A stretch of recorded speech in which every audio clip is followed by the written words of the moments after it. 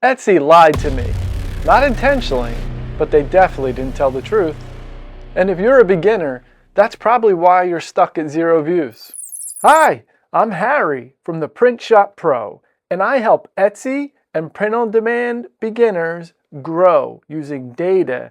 Today, I want to share with you what Etsy doesn't tell beginners, because this misunderstanding is what causes most new users to quit before they even get started.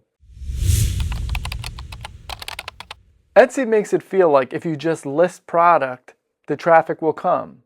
That's not how Etsy works. Etsy is a search engine. Just like Google or Yahoo or any of those engines, it needs specific data. It needs to understand exactly what your listing is. It needs clarity. If it doesn't understand what your listing is, it simply won't show it. Etsy doesn't promote products. It matches searches. Another thing Etsy doesn't tell you is SEO is not a thing that you just do once. Remember, there's titles, tags, categories. All of this needs research and it needs to be updated fairly regularly. SEO needs data and time, typically about 30 to 60 days to really see any impact. Most people quit before Etsy even finishes testing their listing. Remember, most shops don't fail, they just quit too early.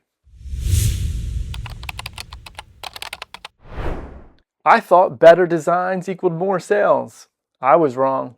Great designs that have terrible keywords essentially are invisible. Average designs with great keywords equal tons of sales. A quote that I like to use is visibility comes before creativity. And what I mean by that is data, tags, keywords, listing optimization, all of that is far more important than the design itself.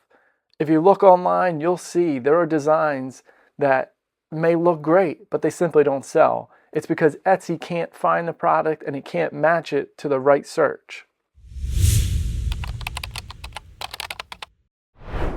Here's the truth that Etsy doesn't explain clearly. Etsy rewards clarity, clear titles and keywords, accurate descriptions, and properly using tags. Niche beats generic. Remember, we always talk about not dog shirts. We want funny dog shirts for mom.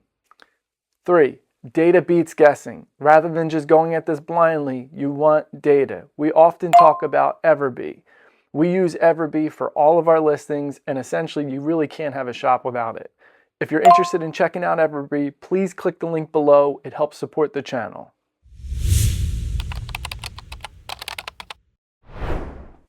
Okay, let's give a simple framework.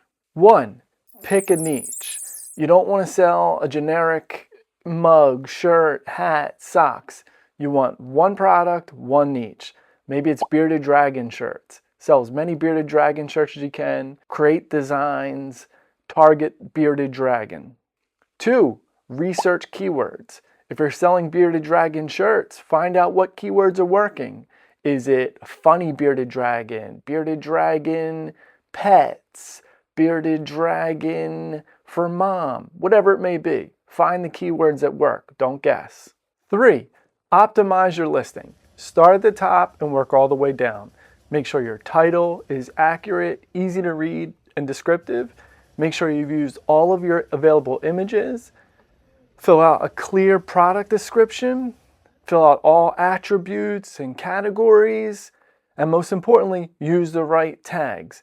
Again, use the EverBee tool to find what tags work. 4, give it 30 to 60 days to work. Most people quit far too soon. Etsy search engine takes about 30 to 60 days to work. 5, improve, don't panic. Remember, Rome wasn't built in a day. This takes time. Work on improving all your listings. Improve your product images, your mock-ups, your tags, your keywords. If you do this consistently, Etsy will start to recognize your shop. Doing so will make sure that they're suggesting your products to the customers that are searching whatever product it is you're selling. If Etsy lied to you too, don't quit. You weren't doing it wrong. You just didn't have the full picture. I made a free Etsy SEO checklist that'll walk you through how to start from A to Z. It's a free link below, doesn't cost anything. And if you want more honest Etsy advice, tips and tricks, please subscribe, follow us for weekly updates.